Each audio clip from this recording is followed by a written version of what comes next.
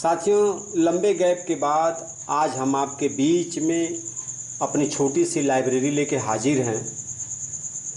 आइए हम आपको अपनी छोटी सी लाइब्रेरी में जो किताबें उपलब्ध हैं उनको आपको दिखावें। हमारी लाइब्रेरी में बाबा साहब डॉक्टर अम्बेडकर संपूर्ण वाङ्मय खंड 1 से लेकर 21 तक है। बाबा साहब द्वारा 21 खंड लिखने के लिए तो उन्होंने बहुत किताबें लिखी हैं, लेकिन भारत सरकार उनकी किताबों का जो अनुवादित करा के भारत के नागरिकों को बांट रही है वो अभी तक 21 खंड प्रकाशित हुआ है। तो 21 खंड हमारे पास उपलब्ध है। देखिए, खंड 1, खंड 2, खंड 3, 4, 5, 6, 7, 8, 9, 10, 11, 12, 13, 14, 15, 16, 17, 18, 19, 20 और ये 21।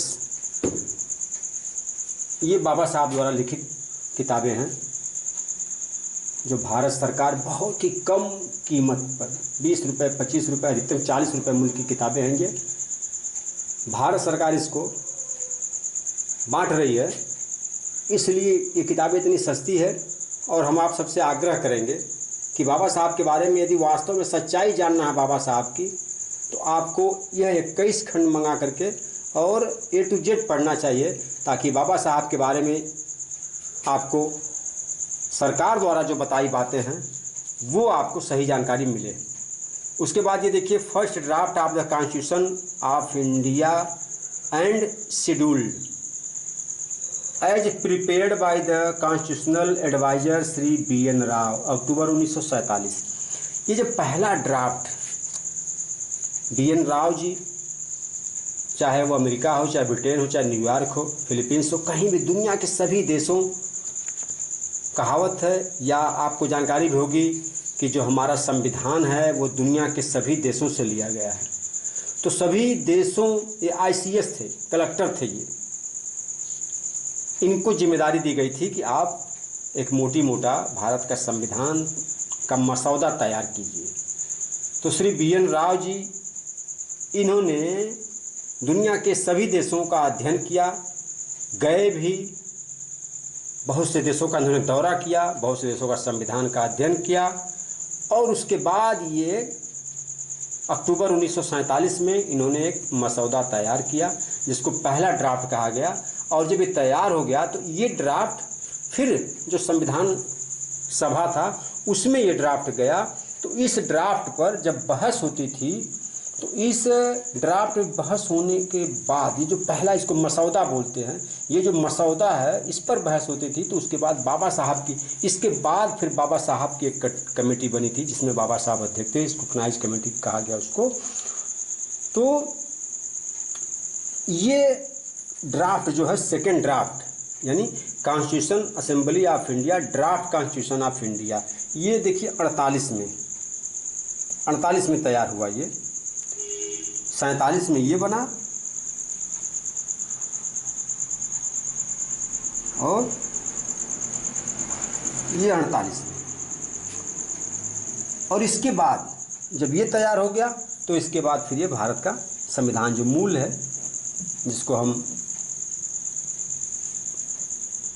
आज जिसके बारे में हम गर्व करते हैं कि हमारा संविधान दुनिया का सबसे अच्छा संविधान है, ये है आज भारत का संविधान। उसके बाद संविधान, भारतीय संविधान निर्माण की प्रक्रिया, ये किताब है जिसको पूर्व सांसद बाल सिंह चौहान जी ने लिखा है। इसमें अच्छा दर्शाया गया है संविधान के बारे में। फिर ये किताब ये भी है, हिंदू पिछड़ी जातियों के साथ आज़ादी के पूर्व से राजनीतिक धोखाधड़ी है।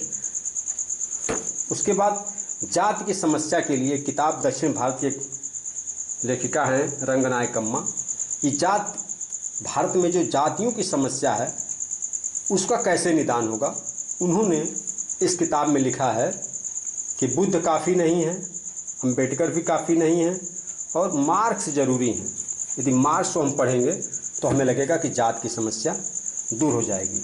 ये जो छोटी जातियां हैं, दलित जातियां हैं, उनके बारे में कवि बाण भट्ट, जिनको कहा गया, बाण भट्ट कवि ने बड़ा ही घिनौना चित्रण किया है कादंबरी में। एक प्रसंग है कि एक शूद्र की कन्या राजा के यहाँ जाती है तो राजा कहता है कि विधाता भी क्या अजीब है, इतनी सुंदर कन्या शूद्र के घर, दलित के घर, चंडाल के घर पैदा किया।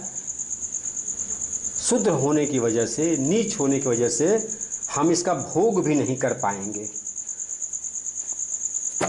उसके बाद गांधी जी पर लोग बड़ा विरोध करते हैं, चाहे वो किसी भी धर्म जात संप्रदाय के लोग हों।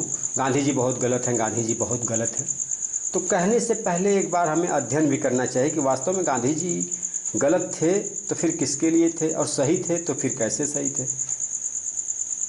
उसके बाद है एक किताब हमें हमेशा पॉजिटिव रहने की सीख देती है, द सीक्रेट।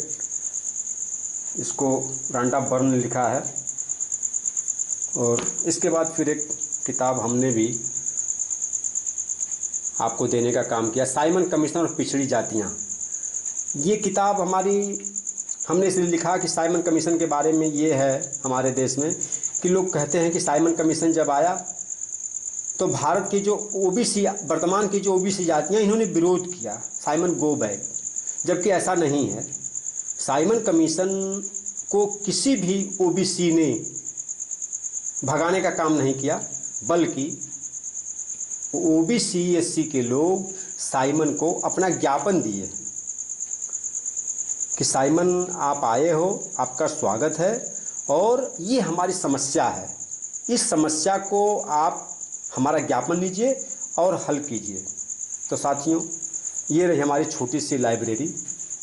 आज हम आपको बस इतना ही कहेंगे, फिर अगली मुलाकात होगी अगले वीडियो में नए चैप्टर, नई बात, नई ऊर्जा के साथ। धन्यवाद।